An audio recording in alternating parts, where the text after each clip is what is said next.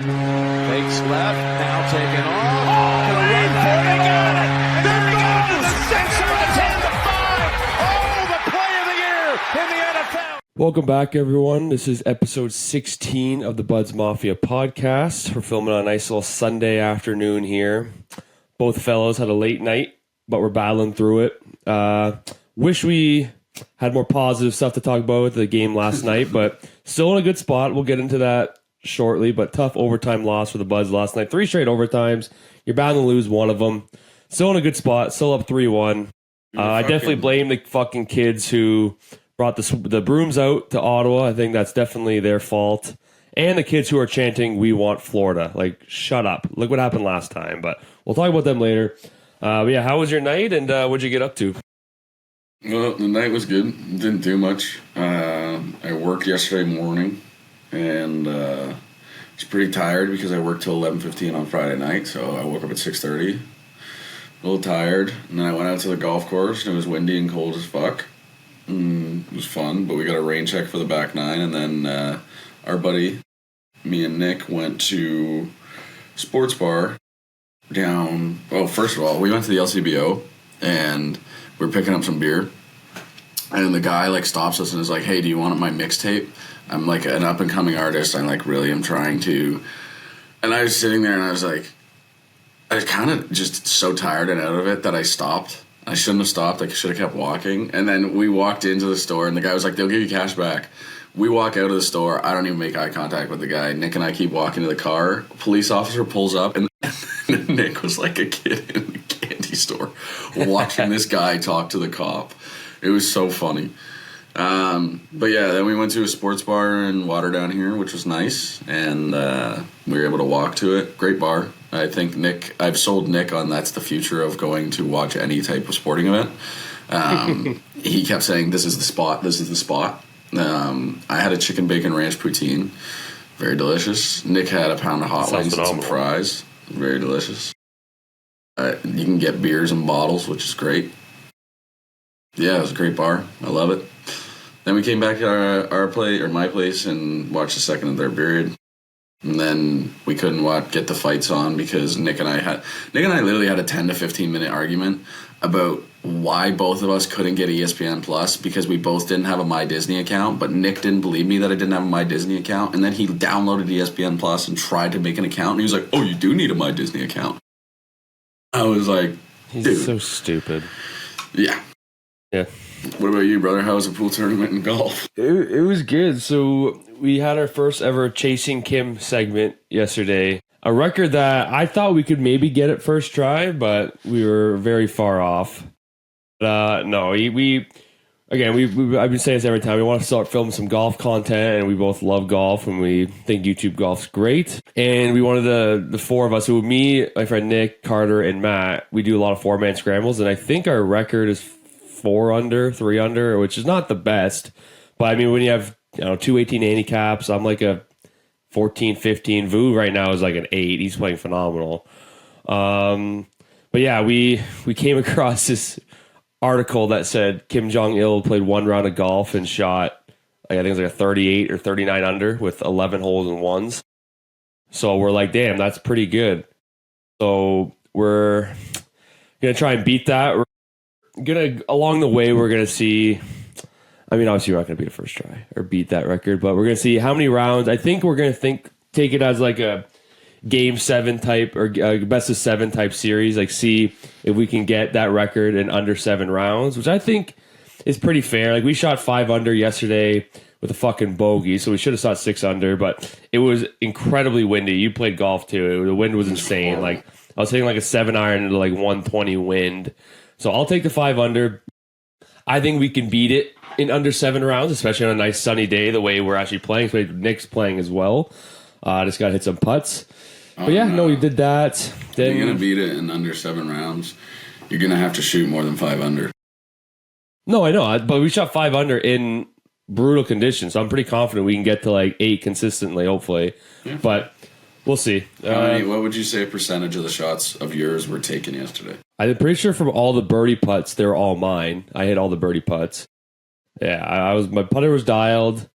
Driver, very few. Vu and Carter just bunts one out there. He's pretty consistent. My slice has gotten better, but still, just with that wind in some holes, it was going like right to left wind. I'm like, that's just horrible. So I didn't even bother driving. But like Nick and Matt, like Matt can slice it too, but since he's a baseball player, if he gets a hold of it, he can fucking murder the ball.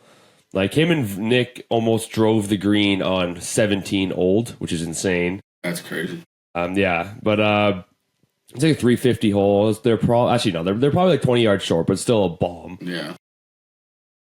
I would say chip shots are like in like round the green, like I don't know, 30-40%. I don't know, but pretty good. And then I had a pool tournament with my beer league team, and I'm not the best pool player.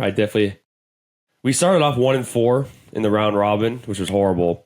But then we beat the 1 seed, which not even the quarters. And in the quarters we won, and in the semis we did a best of 3, and we lost on game 3 just because the guy we're playing was a joke. Like he brought his own pool cue, and he's insane. But no, it was fun. I definitely like pool, and I'm definitely figuring out how to play it better. But yeah, that was the night. Then got home at 5 a.m. Was not feeling too hot today, but yeah, that was the weekend. Nice little chill Sunday today. Watching hockey, watching the Blues right beside me. It's fucking 5-1 St. Louis right now, so looking like that series is gonna be tied. But yeah, we're gonna get through each series here. What do you say? Yeah, Taylor's still sleeping. She's still sleeping? Oh yeah, she was out till like 2 a.m., wasn't she? And she hasn't really been drinking like really at all.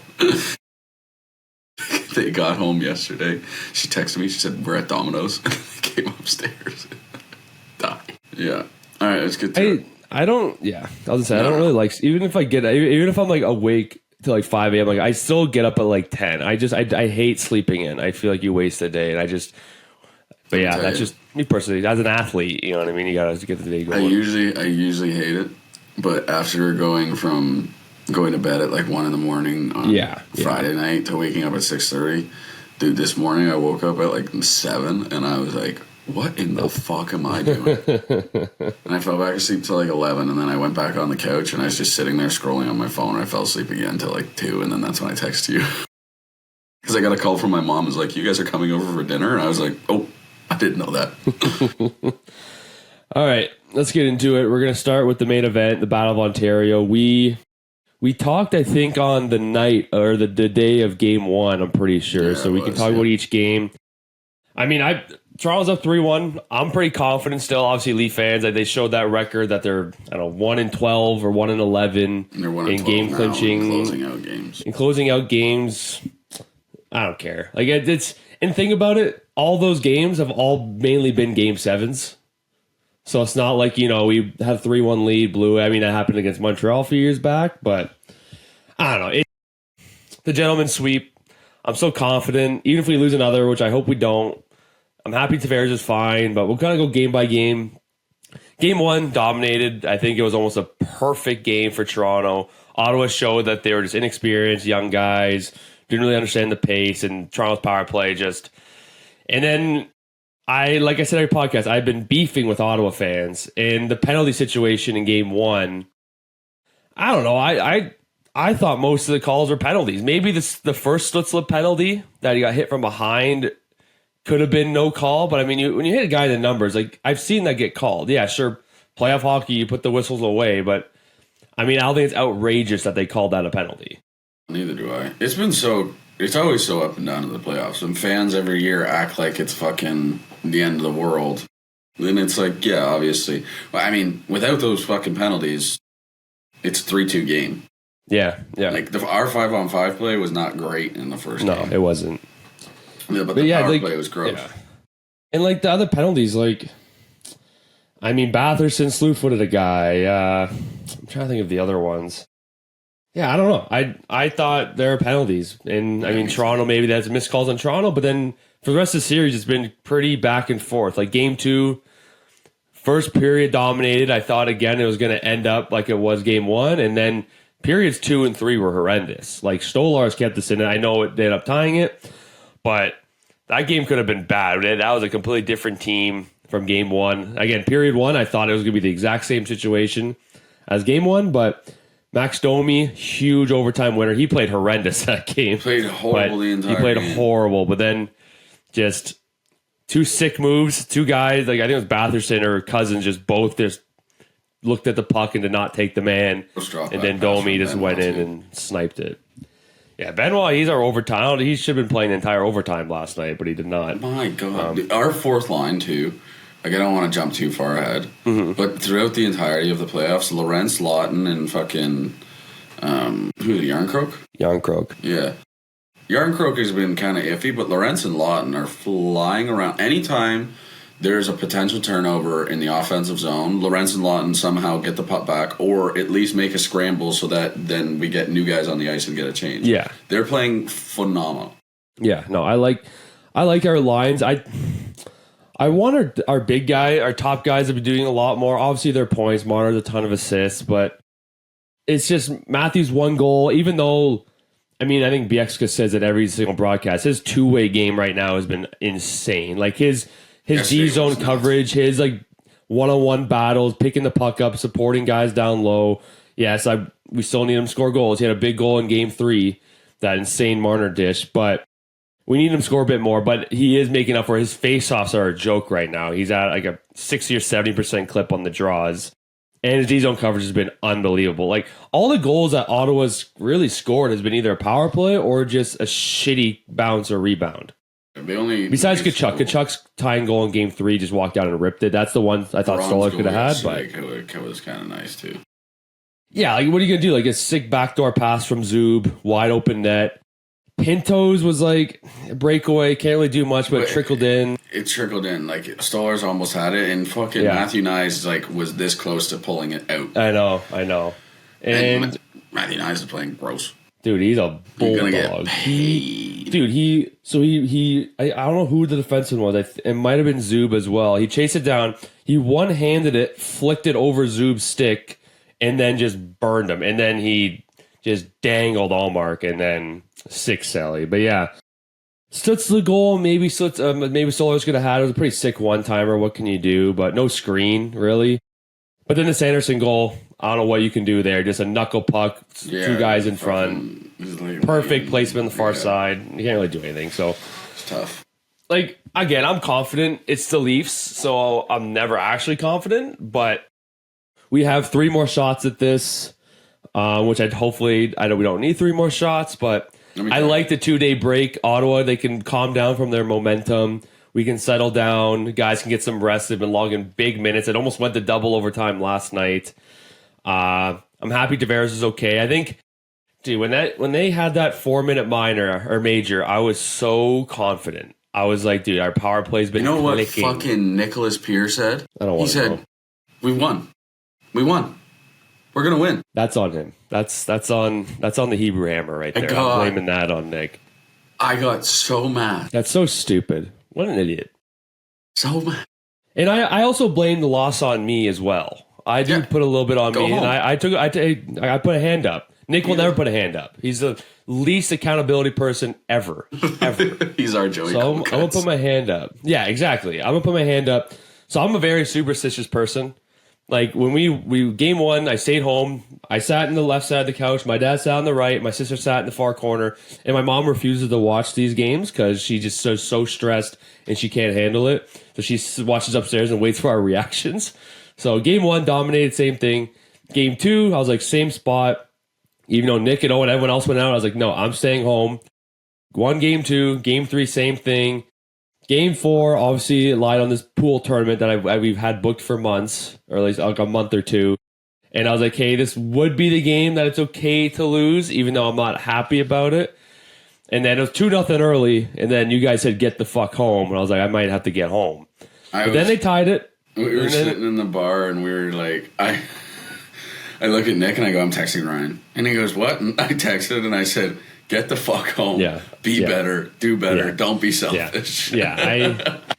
And for game 4, my brother got offered like 2 tickets for $600 total, which is a lot, but I would pay that. Like $300 it's pretty. It's for a Leafs game. It's whatever. But it's a lot. But I just said no. I gotta do right by my team. I'm gonna stay home. Home game. we're gonna stay in the same spots and we're gonna get this thing fucking done. And I would love to go to the game, but also the only Leaf playoff game I went to was Florida, Toronto second round 2 years ago when they lost in overtime. So I don't think I'm doing them any favors. So I'm just gonna stay home. I think it's funny because back to Tampa when it was 2022 when we beat Tampa, I think Tampa outplayed us every single game, but we just won in overtime. Similar to this, like 5-on-5, Ottawa's had their chances. We've done a really good job of keeping them to the outside, not really that their shot attempts are like double ours. But like the shot attempts are like Stolarz is seeing every single shot. There's not a lot he's seeing, and when he doesn't, like he's making a great save. So, and then we play our best game, I think, of the series, arguably last night, and it just wasn't our way. So that's the Toronto way. We gotta basically play shitty to win. That's always been Toronto's playoff type of wins. But yeah, three overtimes in a row. It'd be. I mean, I don't know what was our win streak. We had 13 wins in a row or something like that. So I'm so confident. I think our defense has been phenomenal. Like McCabe and Tanev, when they're out there, I'm confident. When they're out there, I am not really nervous at all. The McCabe yesterday, we dove into the net to just fucking make sure the puck didn't go in. I can't believe that Stolarz patted him on the head like fucking 6 times yesterday. Dude, McCabe was on Chicago and he was on Buffalo being secure. I think he's like 31, 32. And he was always like a solid bottom 6 or 6 defenseman. Like, he's sick. Like, he is a good defenseman. I don't know what kind of happened. Like, last year I thought he was like an average, top 4 guy. But this year, like, he's just been confident. He's skating the puck more. He's making plays in the offensive zone, too. Like, in him and Tanev, they're a breakout machine. It's the one guy pressures either Tanev, McCabe. They do the reverse, skate around the net, find the guy in the middle, breakout. Like, it's just so simple. And then whenever Brady Tkachuk's out there, I want Carlo out there because Carlo is a monster, and he's the only real guy who can push Brady Tkachuk the best you can. So I think that this is the best our defense has ever looked. Also, Riley, he has had a tough season, but he's looked playing amazing. He's looked so confident, which I love. Like 2 playoff goals, and I think with the power play, I don't think he looked great in that 4-minute. I think he looked out of sorts because again, we've done the 5 forward pairing or grouping for like 3-4 months now. So I think it was a bit of out of sorts. But 4 minutes, I was so confident. And I think it was Matthews who hit the post. It just wasn't our night, right? But I saw some Leaf account tweet, do we go Joseph Wall for game 5? I'm like, no, you're an idiot if you think Joseph Wall for game 5. Like, yeah, I'm not even going because the Senators fans, let me tell you something. I might have like a new hated fan group. Dude, they've been pissing me off. You should see my Twitter mentions right now. They're horrible. The fact that they were saying Matthews dove in game 1 when he got hit from behind is insane. Is insane. And they have Tim Stützle, who drew the most penalties this year and is the diving queen of the NHL. And they wanted to say Matthews dove. And I mean, I think there was a game the other night, game 3, Stützle like reacted like crazy and flew on the ice. I mean, he definitely he fell down, but I hate those tripping penalties where you go to hit someone and they try to get out of the way, and they're trying to get out of the way. They basically trip themselves over the player, but then we get called for the tripping. I hate those calls. If you want to get out of the hit, get out of the hit. That's fine. I don't blame him for what he didn't want to get hit. But like, then now because he wanted to dodge the hit and he fell from doing that, it's a trip. That's ridiculous. I also didn't know when did they change, because for the high sticking, I didn't know or realize that if it's a follow through, it's not a high stick. Is that a recent? I don't remember that from past years. Maybe I'm biased and I was mad about it, but I've never remembered that in the past. I don't think it's really recent, but I think it's relatively recent because I knew about it that if you're trying to either shoot the puck or you're getting the puck out of the zone and you're following through, then it's not. But with that one, it was like he missed the puck. And so, like, yeah, you can say that it's a follow through, but it's like, he missed. Like, they got to put a stipulation in the rule that you kind of have to touch the puck. Yeah. You know what I mean? Like, he grazed it, but I don't know. Yeah. I don't know. Also, the Stolarz Riley Gregg game 2, where, so I tweeted a thing where, like, I hate Gregg. And what I think he was actually a dirty play when he dove into Stolarz game 1. I think he's a pretty dirty player, but I was so shocked that they took both guys in that instance. Like, not gonna lie, Stolarz was hacking him 4 times and bodied him. I love it, and I was okay with the outcome. But the fact that they took both, and I tweeted, I'm like, hey, I can't stand Greg, but the fact they took both is insane. And someone said, oh, like that's the refs, like, you know, evening up what happened in the previous game. And I was like, refs understand the situation, understand, you know, the emotion and kind of the tension and maybe past experiences. They don't give a guy a freebie. 2 days ago. Yeah, they don't give a player a freebie. Be like, hey, like this guy hit you pretty bad last game. I'll give you 1 free shot. Like, no, that doesn't happen. That'd be like saying if fucking like the whole thing with Matthew Tkachuk hitting Gensel is payback and a freebie for Hagel hit on Barkov. It's like, fuck no. And like, I mean, Kelly Rudley on Sportsnet basically said like, yeah, no, like because they showed a video like the ref talking to Stolarz after like the penalty. And he's like, hey, like I gave you that one or whatever, but I don't believe that because like, yeah, like you're saying like, hey, like, I'm gonna let you get this guy 1 time, try and hurt him, and I'm gonna even it out. Like, it doesn't make any sense. Like, I hate Greg, but I thought it was so stupid. But hey, we'll take the 2 penalties. All right, well, game 5, Tuesday night, 2-day break. Let's end it right there. I'd love to, next time we talk on the pod, be very happy. I'd love a nice long break before we play the winner of the Tampa, Florida. Hopefully we can get that done. Lord knows that series are going 7. Let me tell you, I thought we were a lock for Florida. I thought I was like, fuck, maybe I should have said Florida in 5. And then out of nowhere, Tampa's just fucking kind of stormed back. I don't know. All of these series are getting pretty good. This is back to the Leafs too. Like, it's so hard to sweep teams. Like, beating teams 4, like, no, there's no bad teams. Like, even Montreal. Like I said Washington in 7. People had a lot of Montreals, but like, man, like it's so hard to beat teams 4 times in a row in the playoffs. Like, it's so hard. You're playing the teams so quickly.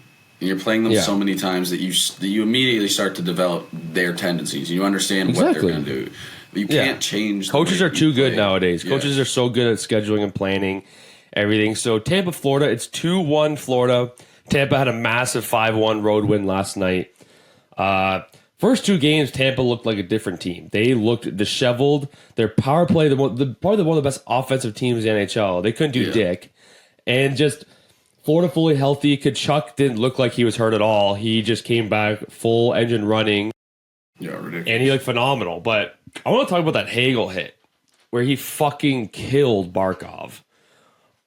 The Chicklets had Pronger on recently. It was actually a good pod the other day. And I don't think his intent was to just, I'm looking at Barkov and I'm going to fucking kill him. It was, when you look at it from the angle, it looks like he is reaching for the puck, but he missed it. And Hagel's still like, hey, I see you reaching the puck, so I'm going to attack, basically. But I don't know. I understand the major and the game suspension, but I don't think it was ill intent. I love Barkov, but I don't know. Like it looks like he was going for the puck and he missed it, so he got killed. I'm with you. I understand the major. I didn't really understand the suspension because again, you watch it and you're like, yes, it is a dirty hit, but at the same time, you're playing a fast-paced hockey game. You think a guy's reaching for a puck. It was too quick for him to make the let up. He couldn't. If he lets up, he's just gonna fucking fall.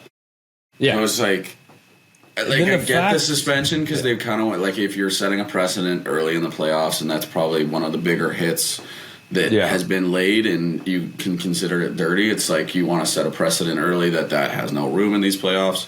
But like I was a little surprised at the game suspension. And especially because Tkachuk did something very similar and didn't get a suspension at all. Well, that's what I was saying. His wasn't as, I'll say, lethal. It was definitely later. Like, it was like 3 seconds later at least. But he didn't really lean. Like, Hagel was going pretty fast, and he did crush him. But Tkachuk more just got in his way. Like, he kind of stood there, just boom, because of the momentum. Gensel wasn't paying attention, so it was easy fall down. And Gensel was fine. Like, he got up and he was okay. Where Barkov actually... did he play last night? I don't think so, yeah. So, I mean, I think they do look at the severity of what happened to the player as well. So, But it's just hilarious how both interference plays. He did, yeah. I don't, yeah. It's just both interference plays. One guy got suspended. Obviously, there's a more, like, it looked worse, the Hagel one, but Kachuk did the exact same thing. And he didn't get suspended. I mean, fuck, Hagel got suspended for a game they won, and he's back. Yeah. So. Yeah, so that's a huge win for Tampa. That series, if they can win two on the road, and then that's a series. But their power play has been so dry. Well, again, one of the best offensive teams in the NHL. They can't fucking get it done. But 5-1 win last night. Hopefully that goes 7, and Toronto can end it soon. Again, moving over to Carolina, New Jersey. This is one of the 2 series I haven't paid too much attention to. Yeah. 2-1 Carolina. I mean, the games haven't been dominated by Carolina, as in, like, the score-wise. Watching it, though, like, their team, like I said, they're like a man-to-man type team. They hound you. Their fans are insane. It looks like they just skate circles around New Jersey. They just skate, yeah. That's all they do. They're playing good. Seth Jarvis is playing phenomenal. He's playing really good. They won both home games. Really good too. Yeah. They won both the home games, and then New Jersey had a massive overtime win. Nemich's goal was disgusting. He's a guy, he's still trying to find his groove. He's a second overall pick a few years ago. He hasn't really found consistent playing time, but that's a huge confidence boost for him because he actually played a horrible game too, but he had a sick goal. 2-1, I think they play this afternoon. Actually, their game might have already been started, so I might turn that on. But yeah, 2-1 Carolina. I'm still thinking Carolina's going to win the next 2. I think same thing. You win. It's hard not to win at home in the playoffs. Like, it's so hard to win both road games. I know Florida did it, and Tampa might do it as well. But that's what happens there. Going back to the Leafs, it's like, okay, you got to be happy that at least we took one.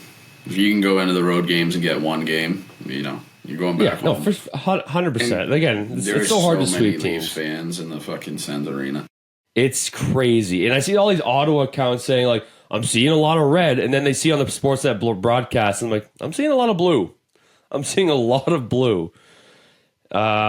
Yeah, my buddy was actually at a booth for Game 3, which was pretty cool. And he said, he said it was probably like 65-35, probably. Yeah. I was going to say like 70-30.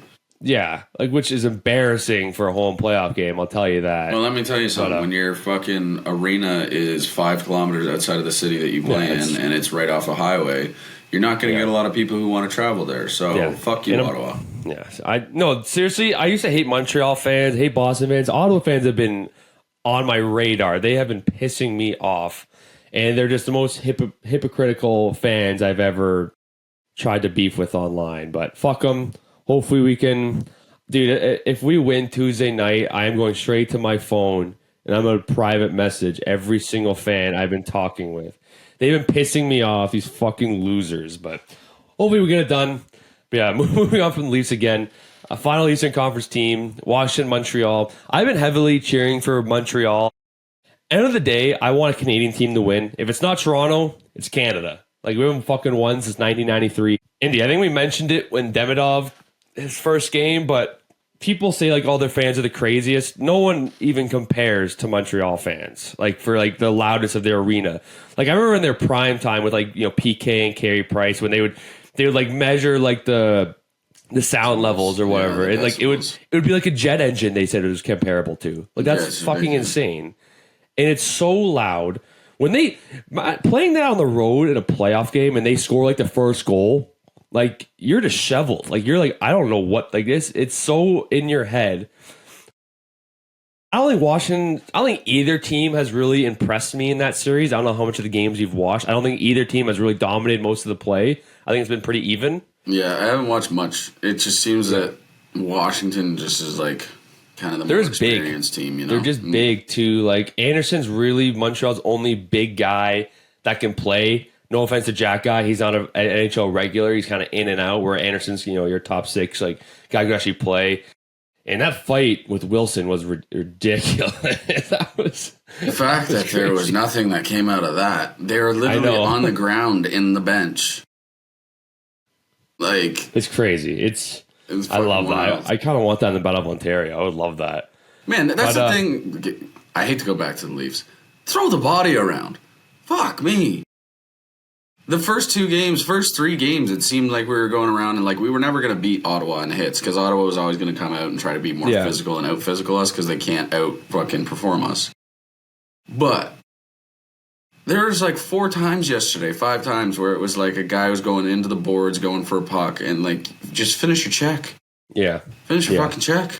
Yeah, it's playoff, baby. Yeah, and just Patrick Laine might be. Yeah, and they play tonight, which I'm excited for. By the way, Patrick Laine might be the worst hockey player on the planet. He is horrible. I hate saying that. Call of Duty updates, dude. He's insane, dude. He refuses to skate. Like, he does not like to move his feet at all. He just wants a perfect pass every time so he can shoot the puck. He wants it as easy as possible. And I hate shitting on him, but like, he has a 6 shot, even though I think there's one power play where he kept getting the perfect one-timer from Hudson, and he was just either hitting the side of the net or just whiffing on him. Like, dude, the reason they have you, and the only reason why you're getting minutes is because of your shot. Fucking make contact with the puck. And then they finally, I don't think he didn't play last game. And they actually finally put Demidov on the first power play, and they were actually zipping the puck around. The fact that they had Demidov on the 4th line at one point is insane. Like, I understand that, obviously you live up to KHL, but KHL and NHL is different. The atmosphere, the energy, it's a completely different game. KHL is more of a skill, kind of loop-de-loops and stuff type of game. But he's still like, you scored what, 4 goals in the first 2 games of the series? And you have probably your most skilled player, top 3 skilled player on your team on your 4th line. That doesn't make any sense. Fucking bump Laine down, bump Newhook. I don't care. You have to keep that first line intact with Slavkovsky, Caulfield, and Suzuki, obviously. Put Demidov up there. It's insane. You're lacking goals, and he's your most skilled player.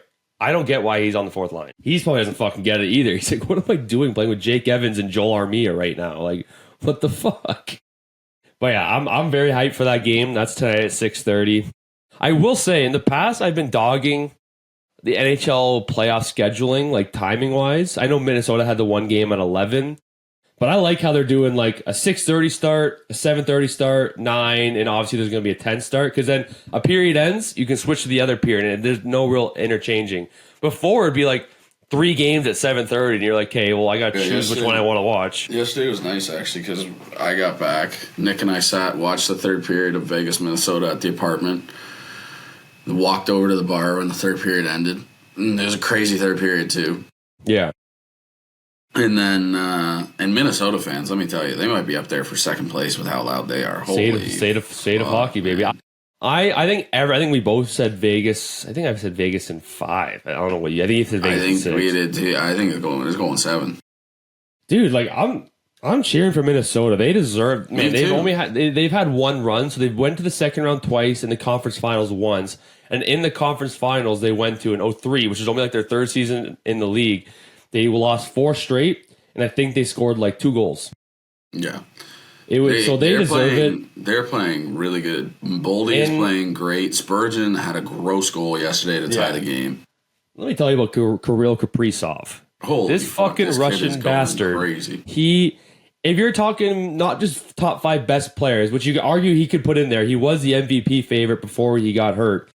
Top 5 most like just skilled players, he's probably like top 3 in that. Like you're talking about just pure skill, not like, because when you talk about like Draisaitl or McKinnon, they're dogs. Like they're big, they're powerful, they obviously have tons of skill. We're talking about just creativity and just puck handling, everything. I think you go obviously McDavid, you obviously go Kucherov, like his creativity is insane. And then you have to go Kaprizov.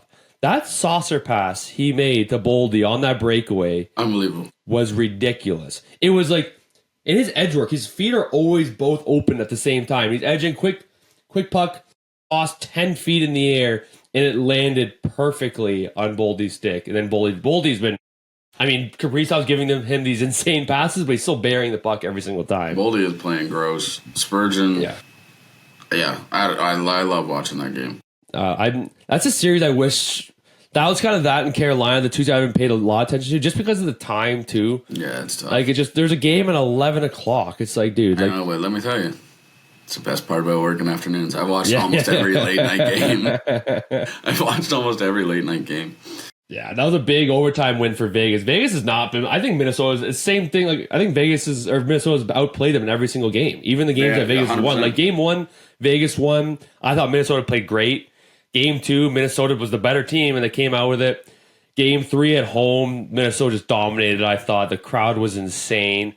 In game 4, I thought they're going to win in overtime. I thought they had it. Nicolas Roy tied it with like 5 minutes left, and then I think it was Barbashev got the OT winner. I was cheering for Minnesota there.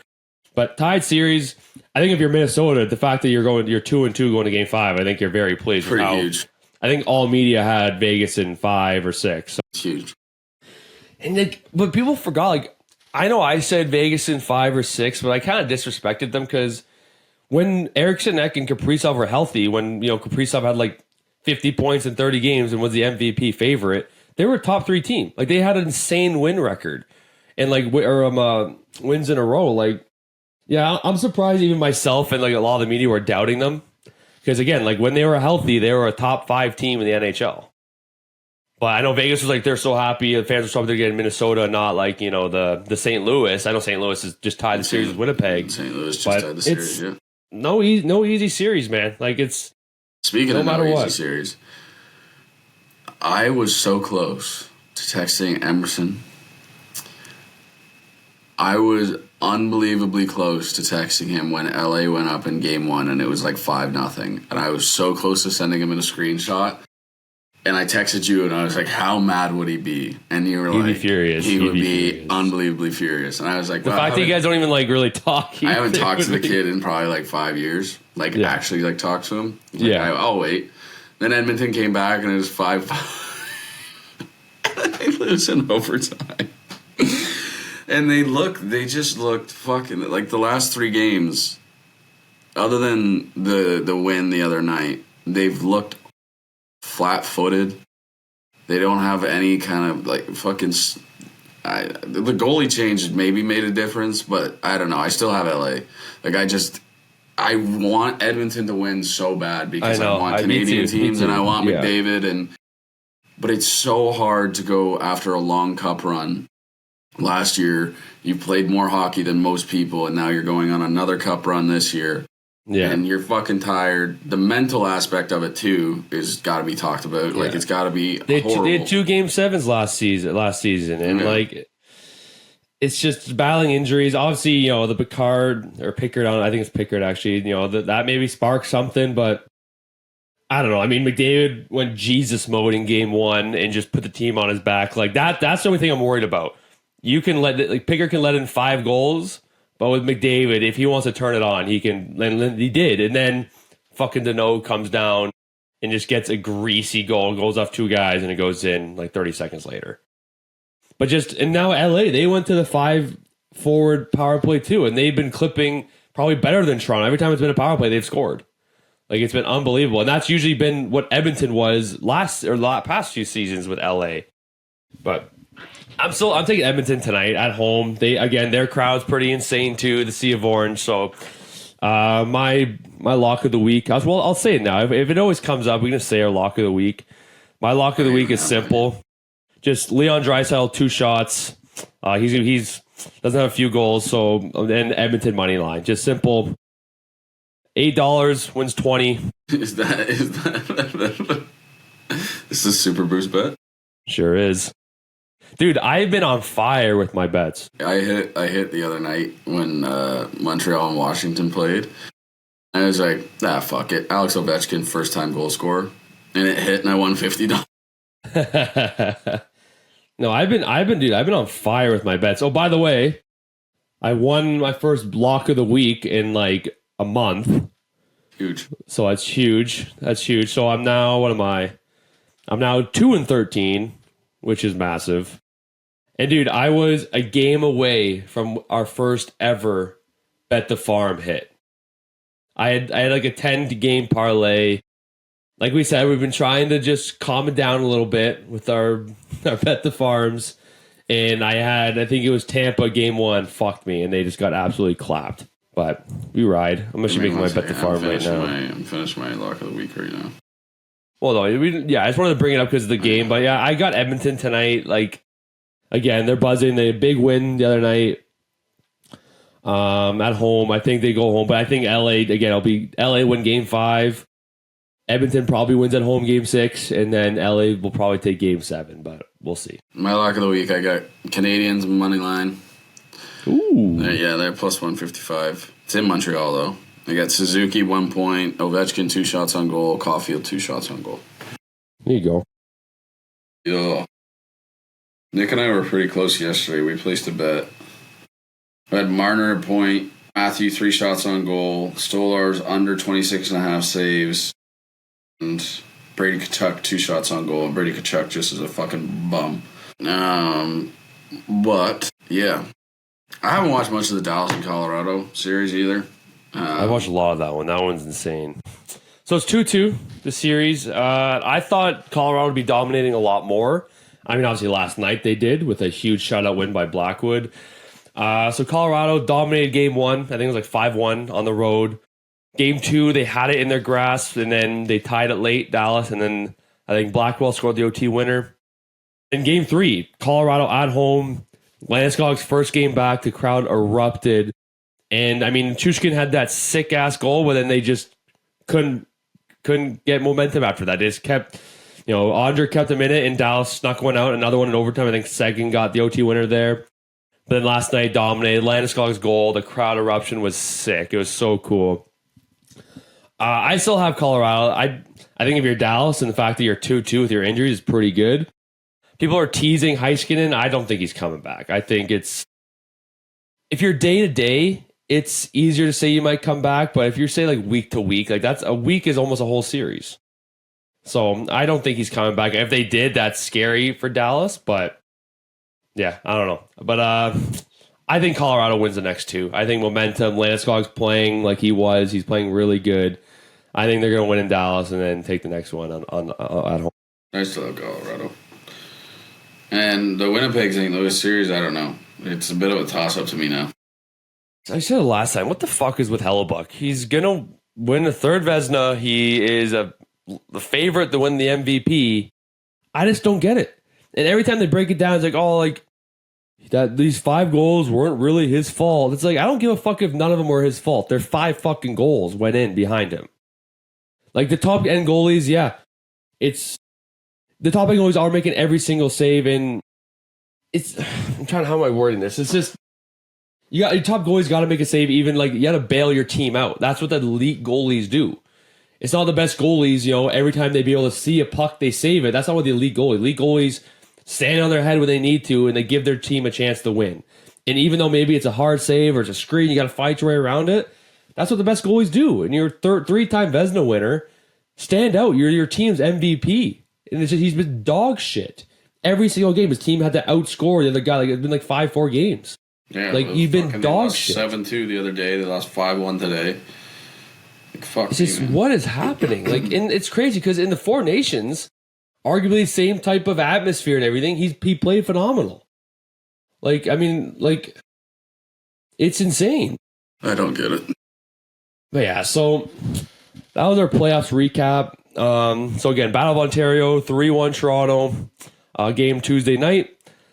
Florida Tampa Bay is 2-1 Florida right now. I think they play tomorrow, Game 4 in Florida. Carolina, New Jersey. That game just started in New Jersey. It's 2-1 Carolina. Washington, Montreal tonight. It is 2-1 Washington. Edmonton, LA, Game 4 tonight. It is 2-1 LA. Dallas, Colorado. They're 2-2. Big one last night for Colorado. I don't know when Game 5 is. Vegas, Minnesota. 2-2 series as well. Heading back to Vegas. And Winnipeg, St. Louis. St. Louis just won, so they came back from 2-0, and they tied the series heading back to Winnipeg. Yeah. I'm so confident in Winnipeg coming back in, though. I mean, even though it's been like they've won games, like St. Louis crowd has just been insane. I can see that going Game 7, though. Yeah, considering, though, that, like, how highly touted they were and how we thought this was going to go, St. Louis is kind of just... They're just hard. Like, they're, I mean, obviously, Thomas has been the leading scorer since the Four Nations. He's been unbelievable, and Kyrie's been unbelievable, too. After those two guys, their skill level kind of drops off, but they're just heavy.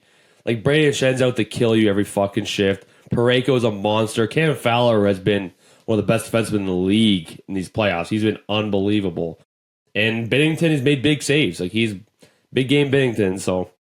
I'm excited for tonight and the rest of the week, and hopefully next time we talk, the Leafs will have a series win in their hands. But you ready to go over to the NFL draft here, brother? Yeah. I was kind of thinking of the way that I was going to break this down.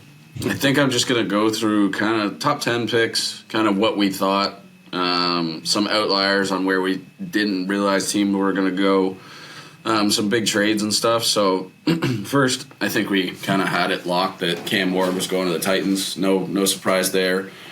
Then, I don't know where I'm sitting on a fucking transport truck in the warehouse loading a truck, and my foreman looks at me and he goes, "The Browns just traded to the Jaguars."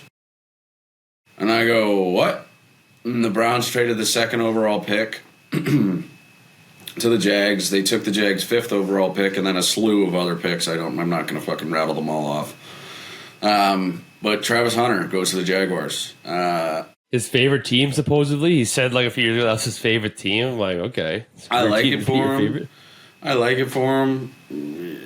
You're playing with not an amazing quarterback. You're playing with a good quarterback.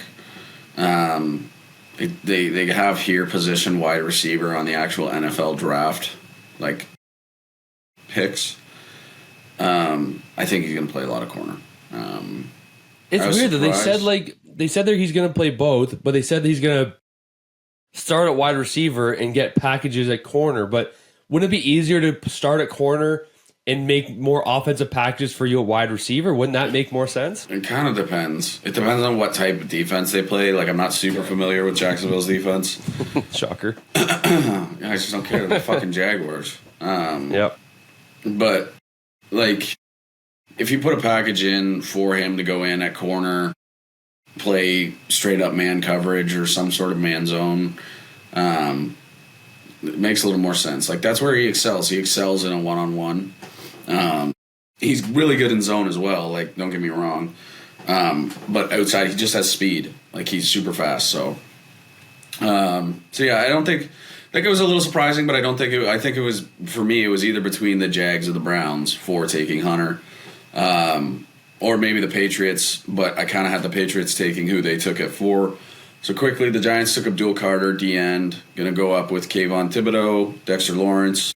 Makes I'm not going to lie, I think most teams had a pretty good draft. We'll talk about the Saints in a minute, and we'll talk about the whole Shedeur Sanders debacle, but you're going to have to throw up a graphic of the quarterback that the Saints took at 40, because this is fucking wild. Tyler Show or Shoe, what the fuck his name is? Yeah. I'll send you a clip. I think the Giants won this draft though. They got some dogs. I mean, you've been high on Jackson Dart. We'll get through all that, but you've been high on Jackson Dart, Cam Scatterbo. I mean, I know you wanted the Bills to get him, but we'll talk about that later. But that's what I'm saying. The Giants had a very sneaky draft. I think most teams had a pretty good draft. Like, a couple of people have the Browns at like an A. Anyway, the Patriots took Will Campbell. I love that for them. The Patriots are having an amazing offseason. Mike Vrabel came in. Yeah, they are. He's a no bullshit guy. I love Mike Vrabel as a coach, and I love Will Campbell as an offensive tackle. He has the great clip where he's talking to the media after last season, I think, and he was saying, if you're a defensive end and you get 1 sack a year, you're a top 5 pick. If you're an offensive tackle and you let up over 10 sacks in 1 year, you're working at Amazon. I love that. Love that dog. Browns take Mason Graham at 5th from Michigan. Amazing D tackle. Kind of shores up their interior D line. Obviously, they got Myles Garrett on the edge. I like that for them. Ashton Genty going to the Raiders at 6. I like that for them. I didn't see him going at 6. It's like I think it's the highest running back taken since Saquon, when Saquon was taken at 2. I like that for them. Yeah. I think it's good for the Raiders. Not great. They got to beef up their O-line. They got a fucking 34-year-old quarterback in Geno Smith. I think it'll take a year or 2 of development for Genty. I think he can have a good year this year. I'd probably put the over-under on his yards at 500, 450, around there. Oh, really? Okay. Yeah. I put it high to start, just to see, or lower to start. Like, I don't think you'd have to be fucking like an absolute dog, which I think he is, but you're playing behind the Raiders, who are in a bit of a rebuild kind of era with Pete Carroll, and it's going to take some use to get to a new system and blah blah blah. So the Jets taking O-lineman, no surprise there. Kind of need to bust up their or beef up their O-line. Panthers take I'm not even going to try to say his name. Receiver from, I think it was Ole Miss, not Ole Miss. The Tataria McMillan. Yeah, Arizona. Yeah, Arizona. Good receiver. I like him. I like it for Bryce Young. They got Xavier Legette and that guy. I think that, we're going to see the Panthers kind of come back into shape a little bit. The Saints take an offensive lineman at 9. I like that for them. You and I both texted about this. The Bears taking Colston Loveland, the tight end from Michigan. Like that for Caleb Williams. That's good for him. He's a good blocking tight end, as well as he can get downfield. He can be mid-range kind of threat. So that's good. Don't really care about the 49ers picks. Cowboys, I don't know if you saw this. They took an offensive lineman with the 12th pick from Alabama. Good, like a good offensive lineman. But Micah Parsons' reaction to it was he wanted a guy on his other side to help him out on the D line. Hilarious, yeah. Well, considering Jalen Walker from Georgia went 3 picks later, and I think the second round of this draft was the most defensive players I have ever seen taken in an NFL draft. Was ridiculous. We got Tyler Warren, the tight end for Penn State, going to the Colts. I think we both kind of had that pre-draft. I think that was projected like most. I think we saw Warren either the Jets or the Colts, so that's what we were seeing most of. Yeah, I think we had that. There was nothing really crazy going on after that. Jalen Walker went to the Falcons, stays in Georgia, or Atlanta, if you will. Other than that, Matthew Golden, that Texas wide receiver, goes to the Packers. I like that for the Packers. First wide receiver taken since 2002. Yeah. The first round. It's huge. And then the Giants decide to trade back into the first round. And there's a guy who said they're going to take Abdul Carter with their 4th or 3rd pick, and they're going to trade back in to the first round and get a QB. And they traded in, and they got their QB in Jackson Dart. They've already said that Russell Wilson's going to be the starter. Jackson Dart's going to get a year or 2 of development behind them. Go from there. Love that. I love it too. That QB room is insane. I love it.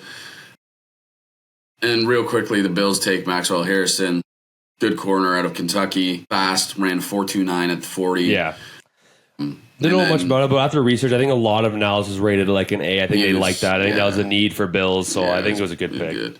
And then the Eagles and Chiefs swapped 31st and 32nd pick. The Eagles took Jihad Campbell, wild name to me.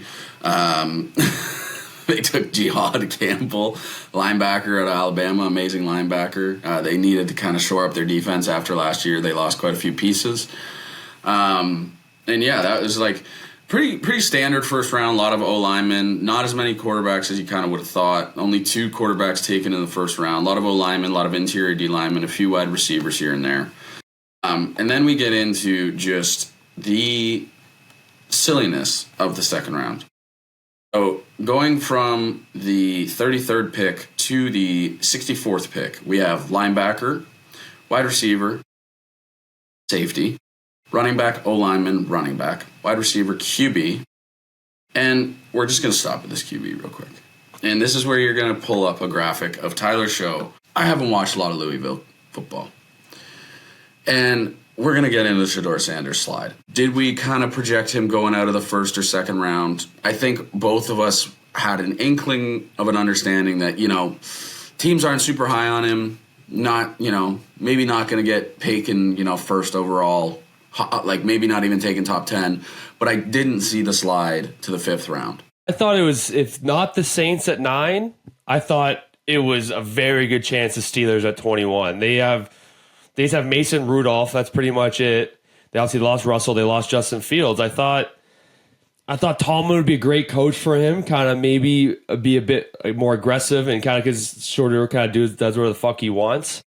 And it seems like in all his draft interviews, he said he offended every single team. Apparently, he showed up to the interviews with an entourage of like 30 people. this is all speculative. Yeah, But yeah. apparently he showed up with like an entourage, had headphones on, playing music the entire time he was in these interviews. You know, whatever, fine. If you go and look at some, like, the Saints took Tyler Show because I looked up some of the footage of him. He does have a good arm. Like, he has a good arm. He's got a good deep ball.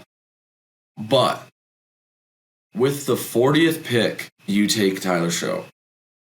No one even knew him on his radar. So the two quarterbacks taken before him is Cam Ward and Jackson Dart.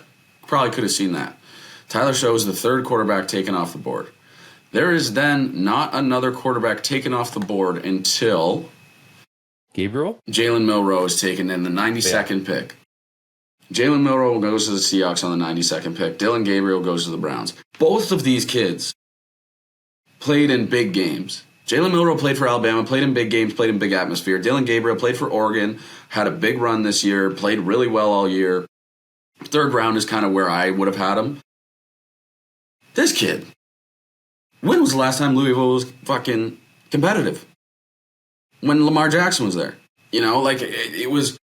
I think it was more of a statement against the Sanders as a whole as opposed to Shedeur, which is what I hate. And when it got to the point where he got prank called, and that sucked. That felt bad. That's horrible. that's horrible. They're investigating now. I don't really know like what these kids can get charged for and in trouble for. But I don't think they can get in trouble for much. But like at the end of the day, yes, has everyone been high on Shedeur Sanders? No.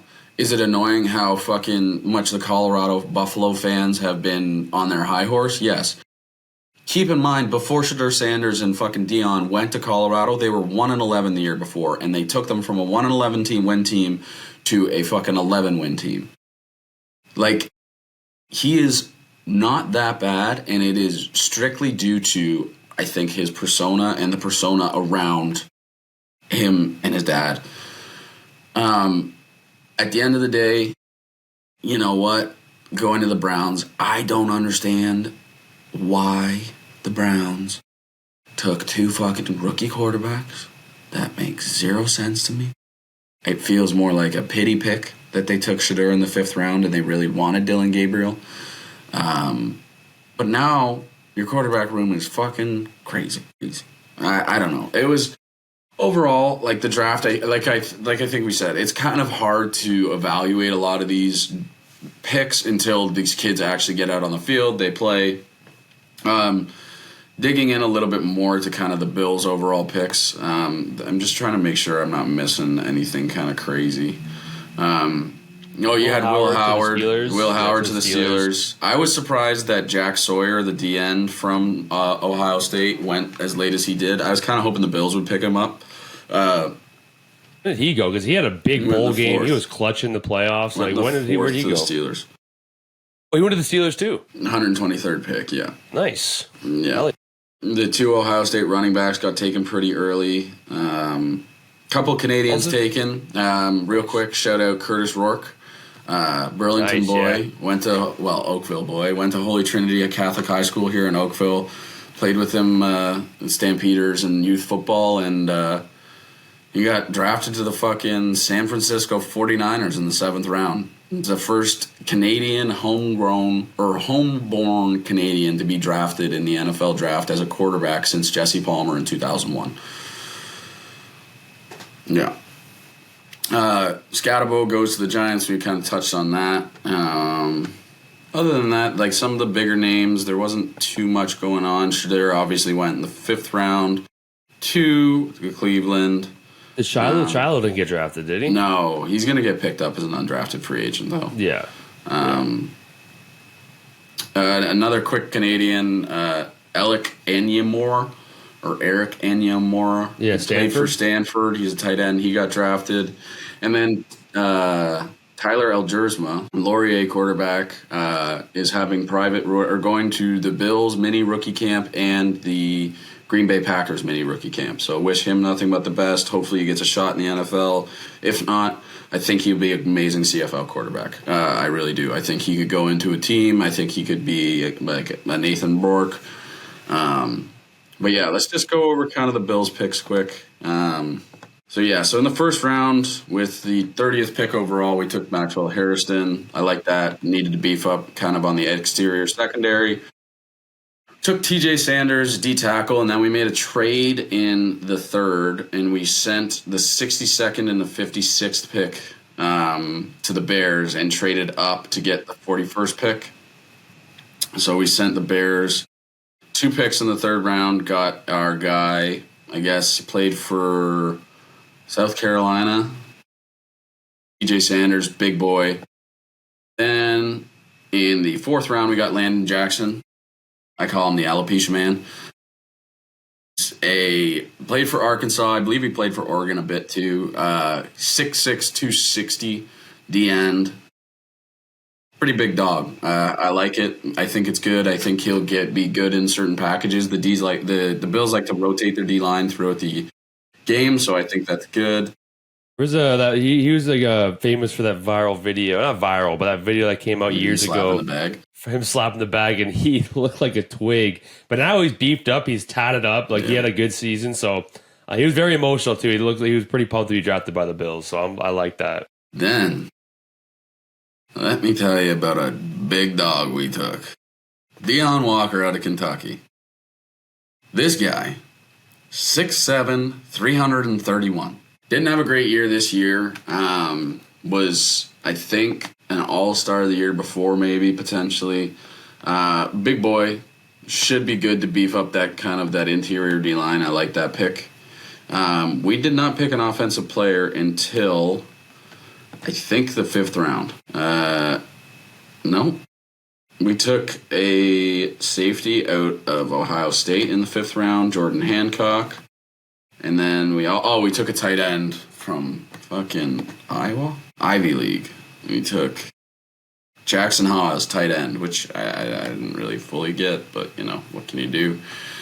Then we took a few other people. I think overall, good draft for the Bills. I saw early on, and it was stressing me out, that the Bills were going to trade away James Cook on the first night of the draft.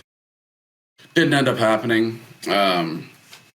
But yeah, I think overall for most teams, the draft went really well in kind of the way that you thought. Not as many moves. There was quite a few trades that you kind of didn't see. And as you get into the 4th and 5th, 6th round, people are throwing around picks like it's fucking nothing, like it's monopoly money. They're like, you can have 2 6th rounders and a 7th rounder next year if you give us your 5th rounder this year, and we'll make it conditional if this. It's it becomes wild. So I think overall, pretty good draft for the Bills, pretty good draft for most teams. Mel Kiper has the Browns at an A+. I think he is fucking sucking Shedeur's dick in the back. He loves Shedeur. The fact that they took 2 quarterbacks is ridiculous to me. Makes sense considering the fact that they've had a revolving door of fucking quarterbacks over the last few years. But that's also because you traded away Baker Mayfield because you didn't believe in him, and then he went to Tampa and has taken the Bucs to the postseason the last 2 years. So the Browns front office needs to figure it out. A lot of quietness from other teams, not as many moves. Bengals kind of showed up. Tampa getting that wide receiver out of Ohio State, though. I like that for them. Yeah, I like that for them, too. And Isaiah Bond, the Texas wide receiver, who I think who was the fastest guy at the Combine, or one of the top 5 fastest. But yeah, he said he was going to beat fucking... What's his name? Didn't he say he was going to be sub 4 or something? He said he was going to be. He thinks he could run a 4.1 and then it ran a 4.4 or a 4.35. So he was projected a first round pick at one point. He left Alabama to go to Texas to kind of be the main guy and to improve his draft stock.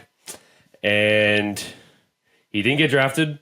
I also didn't know that he has a sexual assault case. So I'm sure that's another reason why. But I'm sure, knowing Cleveland, I could see Cleveland signing him. That'd make a lot of sense for them, as they love those type of people. I think overall, the draft was great. People of Green Bay were great. It's crazy people who go to the draft. It makes zero sense. I was talking about it, and this is a little insensitive. You gotta I would consider myself. I'm probably not diehard Bills fan. I'm up there. It affects my week when they win or lose. Like I get So you're a happy. diehard Bills fan. The fact that you said you're not is ridiculous. Yeah, okay. You take that back. Well, there's certain people. I would never go to the draft. Unless if I you was were in a reading cool pick. watch party room, like I don't know if you saw like Joey Coldcuss, he was in a cool watch party room in Green Bay. That's pretty cool. But like, if you're in different. the stands, like 500 seats back, that makes zero sense. Why? Also, the NFL draft. Real quick, this is my penalty box. Here we go. The fucking get rid of the graphic of like show when a team is on the clock, but it'll say the pick is in for fucking 5 minutes before you know what the pick is. Shut the fuck up. Like, yeah, you want to make it a whole night thing and people are getting their money's worth and everything, but Roger Goodell fucking figure it out. Walk up on stage, tell fans what they get, go back. Like, it shouldn't be, yes, it is a production, but it shouldn't just be waiting all night to hear one or two picks in 30 minutes. Like, I was sitting, like, I was on lunch. I'm sitting in my fucking break room at work watching the draft, and my lunch is 30 minutes, and I saw two guys picked. And I was waiting to see who the Bills were going to take in the first round. And I was like, are you fucking kidding? Are you fucking kidding? Yeah. The first draft pick, Cam Ward, was taken at 8:15 p.m. The last guy by the Chiefs was taken at almost midnight. That's insane. And yes, there's a lot of moving parts. Teams are making trades. This is happening. That's happening. If the pick is in, announce the fucking pick. Yeah, the pick is in. The pick is in. Fuck me, man. Like, it's annoying as fuck. And then, even like when you get to the 4th, 5th, 6th round, I love that they bring fans in. They bring super fans in. They bring all these other people in. Like, I don't know if you saw Clay Matthews announcing a Green Bay Packers pick. And he was like, I got a message from President Donald Trump, so let me just read that out here quick. And then he goes, oh, look at what it says. The Bears still suck. But, like, that's cool. Roger Goodell, get off your high horse. You make enough money. You get enough press. You get enough publicity. You must like hugging all these players. Like, yes, these players are excited, but goddamn, just announce the fucking picks. Fuck. Overall, good draft. Great week of sports. Leafs are going to close it out on Tuesday. I'm hopeful. Well, Quinn Ewers to Miami too. I was curious where he went, but he went to the Dolphins too. Oh yeah, I forgot about that. Definitely at one point was projected a very high pick, but had an on and off season. Quarterback room now is Tua, Mac Jones, and Quinn Ewers. Fucking. I forgot Mac Jones is there too. Yeah, exciting draft. Hopefully things like news in the NFL starts to ramp up a bit more, but I think in the next few weeks we'll see kind of what's going on. Maybe Shedeur kind of calms down and maybe changes his attitude, but we'll see. We'll see what's going on there. Kevin Stefanski's an amazing coach. If you're going to go somewhere, Kevin Stefanski is an amazing coach. I don't care what you say. Yes, the Browns have been shit for a long time. Kevin Stefanski is a very good offensive-minded head coach.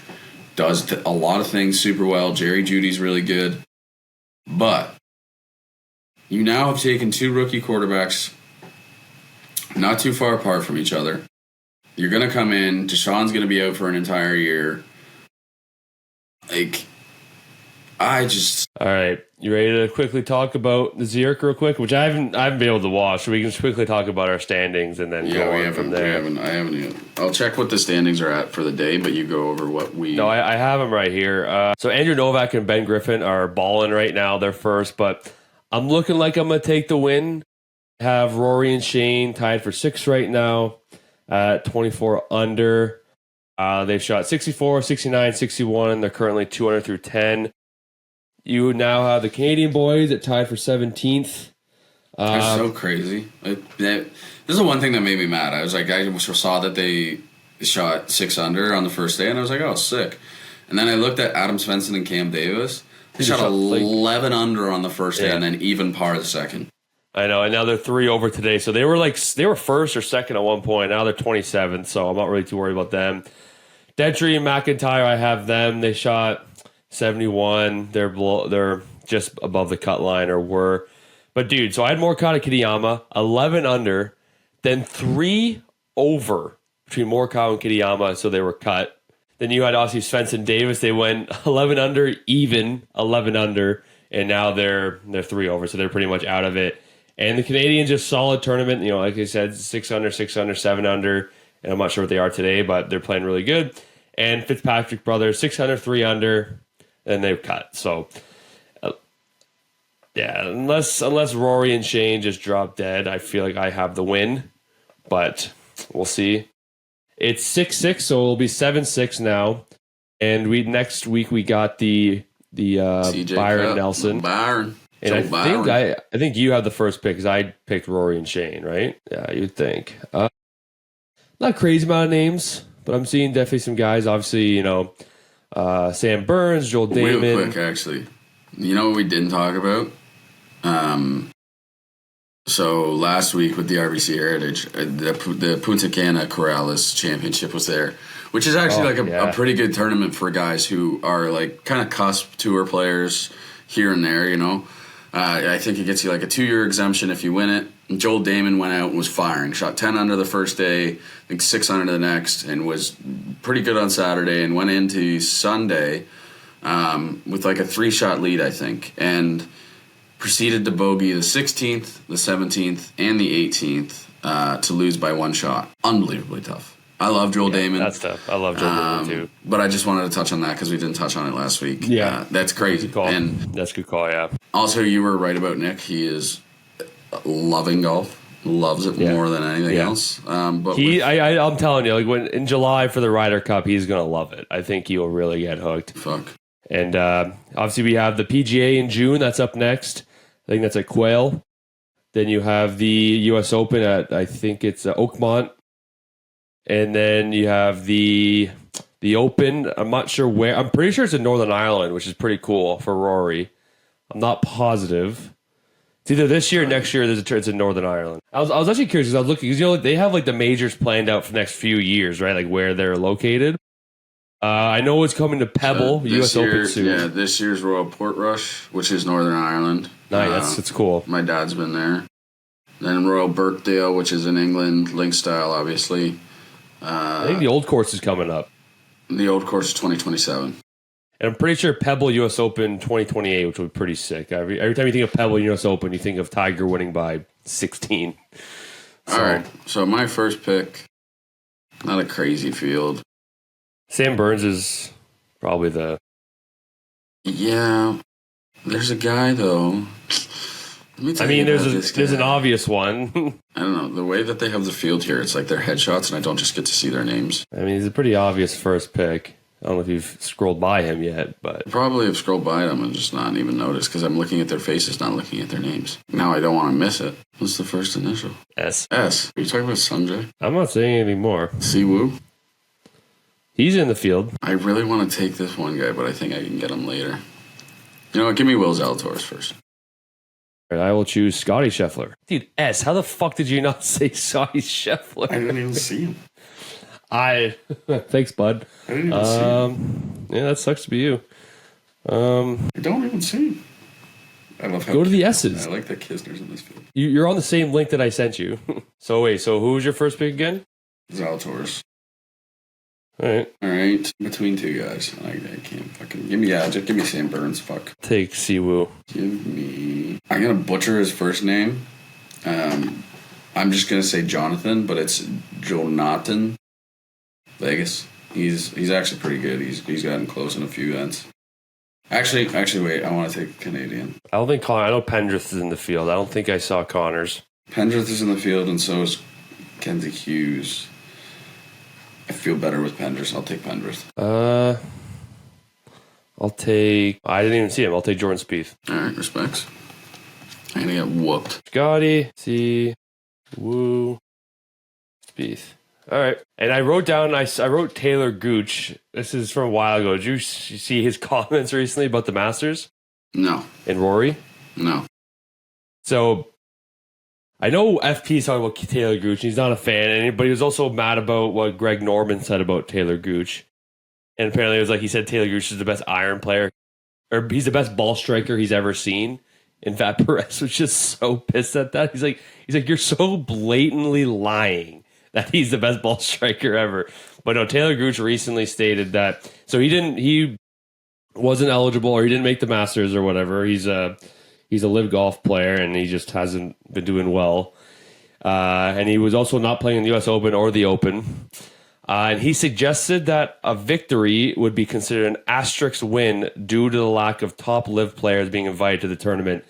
And he's talking about Augusta with Rory winning. He thinks there should be an asterisk beside it because some live players were not there. Phil Mickelson was there. John Rahm was Dustin there. Johnson was there. Dustin Johnson was there. Brooks Koepka was there. Sergio Brooks Garcia Koepka was there. Brooks Koepka missed the cut, too. Like, it's just saying he's the best players in the world. Isn't that your best player in live? When was the last time Taylor Gooch won a major championship? When was the last time Taylor Gooch won on tour? Just because you fucking go out and win on live, and you play 54 holes, you play in shorts, it's a fucking party league. Like, go fuck yourself, come play real big boy golf, Taylor Gooch, and how about you fucking get a better last name, and that's coming from a guy whose last name is Dick. You fucking Gooch-stained piece of shit. Fuck off. I'd rather Dick than Gooch. Yeah. Fuck Dick's off. powerful. That's dumb. That's a stupid fuck. That's dumb as fuck. Yeah. You had out of live players, there's fucking like 3 or 4 of them who are previous Masters winners. I'm sorry. The best live players. Joaquin Neiman was there, and he didn't have a great tournament. Yeah. Like, are you one of the best live players? Like, shut up. Yeah. Also, I just looked up how many PGA wins do you think he has? He has 1. Yeah, why do you think he turned professional over 10 years ago? Why do you think he went to live? Yeah. They threw fucking $20 million at him, and he's like, "Oh, I'd rather do that than work hard." And here, so he has 1 PGA Tour win, 1 Korn Ferry Tour win, and then 3 golf championships. So that, or 3 live golf championships. So that says a lot about live golf, right there. I thought I'd say that. I don't even think Phil has. I knew it'd get you rattled. Yeah, that's fucking dumb. Fuck off. So, yeah, there's an wrapping up asterisk here. beside it. I'm sure that's what Rory is thinking. There's an asterisk beside my Masters win because, you know who wasn't in the field? Taylor Gooch.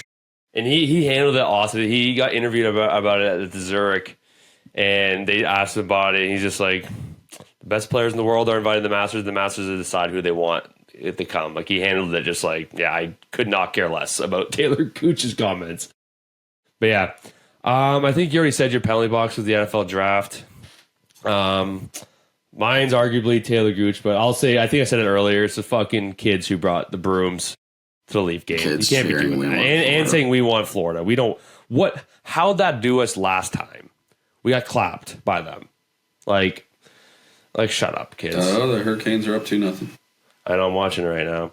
Lock of the week, we already said our locks. You said yours, right? Yep. Yeah, so I'm 2-13, and this week for playoffs, I've been betting. I think I'm 8 for 10 right now. The account's looking nice. You're 4 for 11. We both would like some dubs there. Bet the farm again. Yeah, I was so fucking 5. I was so close of winning our first bet the farm. I would have won some nice little coin there. But I'll go ahead with my bet the farm. There's only 2 games on that I can bet on. Can't really bet on the Carolina Hurricanes and Montreal game or New Jersey game because it's kind of live right now. But I have Washington money line, Suzuki, Ovechkin, Strome, Caulfield, Hudson, all to get a point, which I think they're all point-a-game players or in the playoffs. And I have Edmonton money line, McDavid, Draisaitl, Kempe. By the way, Kempe's been on fire for LA. I think he leads playoffs in points right now. I think it's like 9 or 10 points. And Bouchard point, $5 to win, $250. We got some money in the account now from previous wins, so I'm doing that. No, this is probably the smallest bet the farm I've had. I have Hurricanes, who are up 2-0. I have Capitals, which I know goes against me taking the Canadians in my lock of the week, but, we're hedging. We'll hedge. I have the Kings over the Oilers, which I don't love, but we'll see. I got the Lightning over the Panthers tomorrow. I think the Lightning are going to come out firing after that win yesterday. I got the Avs over the Stars. I got the Golden Knights over the Wild going back into Vegas. I think the Golden Knights are going to kick it into gear. And then I got the Leafs with Marner a point, Matthews a point, Matthews 2 shots on goal, Willie 2 shots on goal, $10 to win $615. Boom. That's it. That's it. And highlight of the week, I think there's a few with the playoffs you could choose from number ones. I mean, the Marner pass the other night. Marner's first goal in game 1 was pretty sick. The breakaway, the bar down was pretty sick. I'm going with the Kaprizov saucer pass. That was the nastiest thing I've ever seen. I'm probably going with Nye's breakaway goal yesterday. Yeah, that was sick. He just bodied him and then just blew by him. Yes, sir. All right, dude. Nothing else left. It was a fun NFL draft. Hopefully the NFL news kind of picks up because we haven't really talked too much about it recently, so that was fun. I hope not. Hopefully next time we record, we have a Leaf series win, and hopefully we have a few series wins that we can talk about. There should be a bunch. So the last series are at 2-2 right now. Carolina is likely to go up 3-1, and we'll see about Washington tonight. It's good talking to you. Hopefully we'll probably get around it maybe this week or on the weekend or something. And you want your revenge after the tough loss last month. But it's good talking to you. And we'll document it. Yeah. Good seeing you. Good talking to you. Go Buds go, and hopefully we got a series win Cheers, on Tuesday. brother. Fakes left, now taken off. Gonna run for it.